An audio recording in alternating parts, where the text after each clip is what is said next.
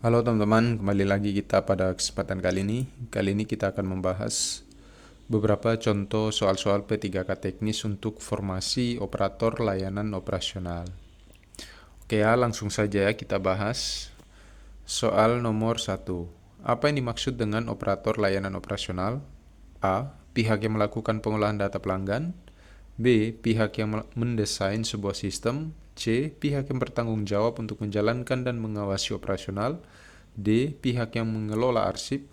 E. Pihak yang menerima keluhan pelanggan.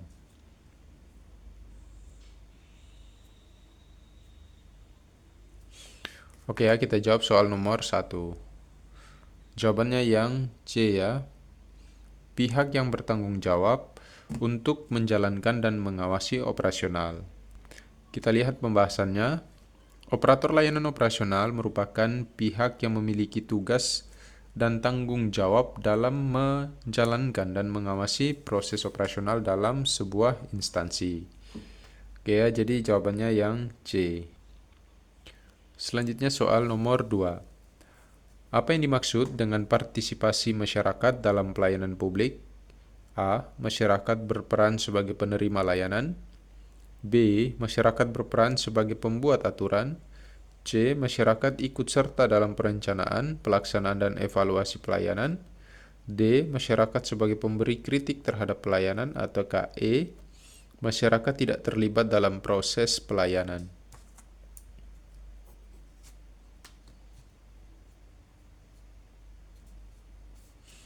Oke ya, kita jawab soal nomor 2. Jawabannya yang C ya. Masyarakat ikut serta dalam perencanaan, pelaksanaan, dan evaluasi pelayanan. Kita lihat pembahasannya. Partisipasi masyarakat dalam pelayanan publik memiliki arti bahwa masyarakat memegang peranan untuk terlibat dalam berbagai tahapan pelayanan publik, mulai dari perencanaan, pelaksanaan, hingga evaluasi program pelayanan.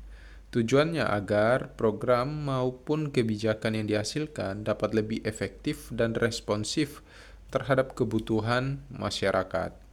Jadi jelas jawabannya yang C. Selanjutnya soal nomor 3. Berikut ini peran dari manual operation dalam pekerjaan operator layanan operasional adalah A. Untuk mempermudah melakukan perawatan secara berkala. B. Sebagai panduan merancang strategi. C. Sebagai panduan pengelolaan SDM. D. Sebagai panduan dalam pengelolaan keuangan. Atau E. Sebagai panduan langkah-langkah dalam menjaga standar operasional.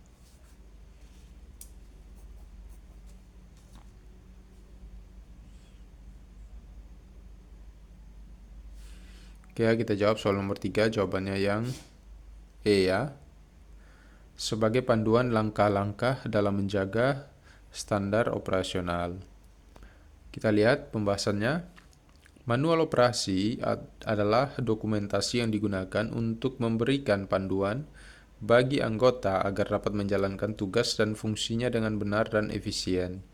Manual ini mendokumentasikan prosedur standar yang disetujui untuk menjalankan operasi secara aman dalam penyediaan layanan.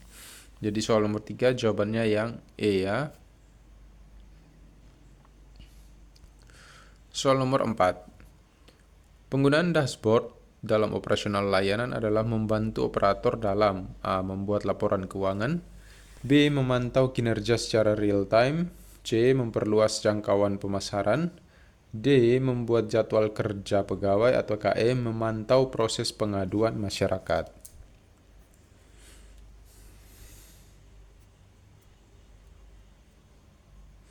Ya, soal nomor 4 kita jawab. Jawabannya yang mana? Yang B ya. Memantau kinerja secara real time. Kita lihat pembahasannya. Dashboard dalam operasional layanan mengintegrasikan seluruh pekerjaan dalam satu platform. Hal tersebut akan membantu memantau, menganalisis kinerja secara real time sehingga evaluasi maupun pemecahan masalah dapat dilakukan secara cepat. Jadi soal nomor 4 jawabannya yang B.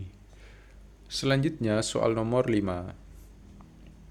Ketika ditemukan bahwa biaya operasional melebihi anggaran yang ditentukan, maka langkah yang harus diambil adalah A. Mengabaikannya, B. Melakukan audit untuk menemukan sumber pembengkakan anggaran, C. Menghemat biaya dengan menurunkan kualitas barang kebutuhan, D. Mengurangi jumlah tenaga kerja, atau E. Mengurangi fasilitas penunjang.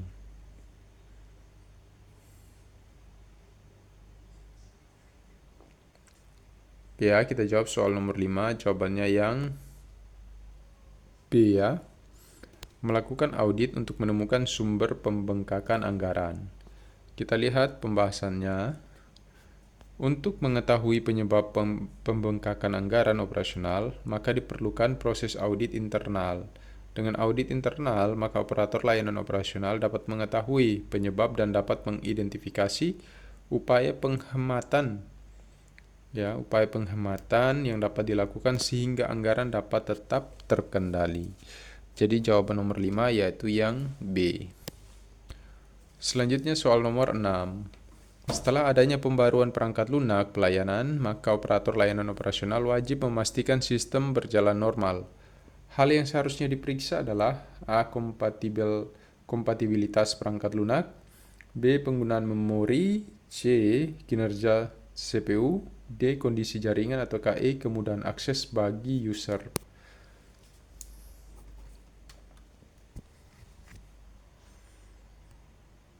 Oke ya, jawabannya yang A ya, kompatibilitas perangkat lunak.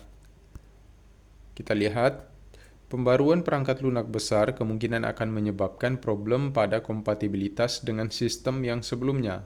Dengan memeriksa kompatibilitas perangkat, maka dapat memastikan sistem dapat berjalan dengan normal tanpa gangguan setelahnya. Jadi, jawaban soal nomor 6 yaitu yang A.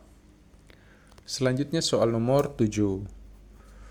Apabila sistem mengalami down, maka langkah yang seharusnya dilakukan oleh operator layanan operasional untuk meminimalisir dampak yang ditimbulkan adalah A. Menunggu sistem normal kembali, B. Menginformasikan kepada manajemen, C. Mengalihkan layanan ke sistem cadangan, D. Menghubungi tim teknis, atau E. Melakukan refresh sistem.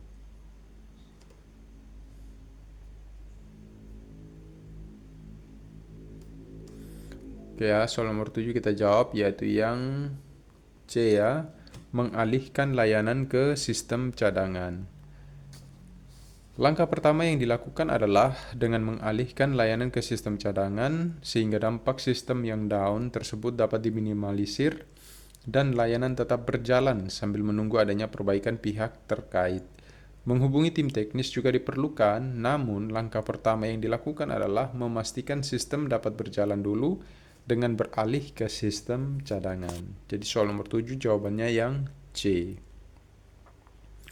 Selanjutnya soal nomor 8. Berikut ini keterampilan yang harus dimiliki oleh operator layanan operasional kecuali A. Keterampilan troubleshooting masalah teknis, B. Keterampilan public speaking, C. Keterampilan belanja kebutuhan kantor, D. Keterampilan membuat laporan, E. Keterampilan perbaikan sistem informasi.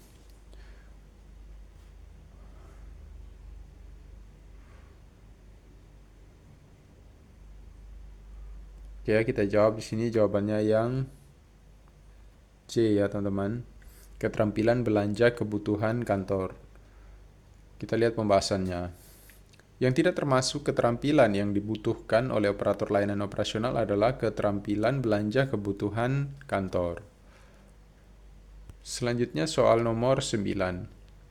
Apabila ditemukan anomali dalam data yang diolah, maka langkah yang harus diambil untuk memastikan keakuratan data adalah A. Mengabaikan anomali data, B. Melakukan backup data, C. Melakukan verifikasi sumber data, D. Mengganti perangkat keras, atau E. Mengganti perangkat lunak.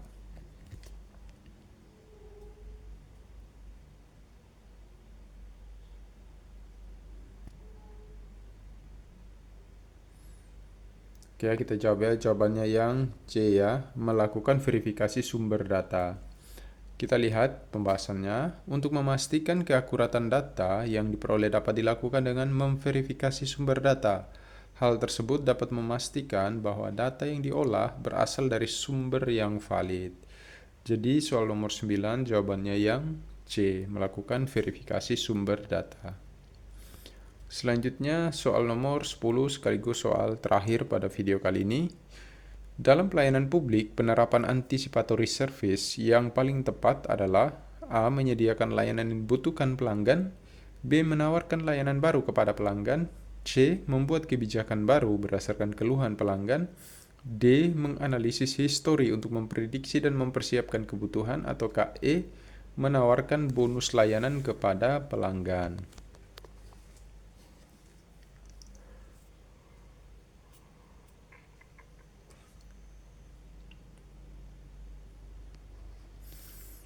Oke ya, kita jawab soal nomor 10. Jawaban nomor 10 yaitu yang D ya. Menganalisis histori untuk memprediksi dan mempersiapkan kebutuhan. Kita lihat, penerapan anticipatory service adalah dengan menganalisis data historis untuk memprediksi dan mempersiapkan kebutuhan pelanggan di masa yang akan datang. Hal tersebut memungkinkan lembaga untuk proaktif memenuhi kebutuhan dan meningkatkan efisiensi layanan pelanggan. Gitu ya, jadi soal nomor 10 itu adalah yang D.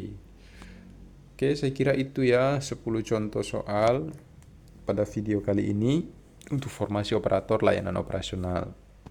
Nantikan video-video saya berikutnya terkait contoh soal untuk formasi operator layanan operasional. Saya kira itu ya, semoga bermanfaat. Sekian dan terima kasih.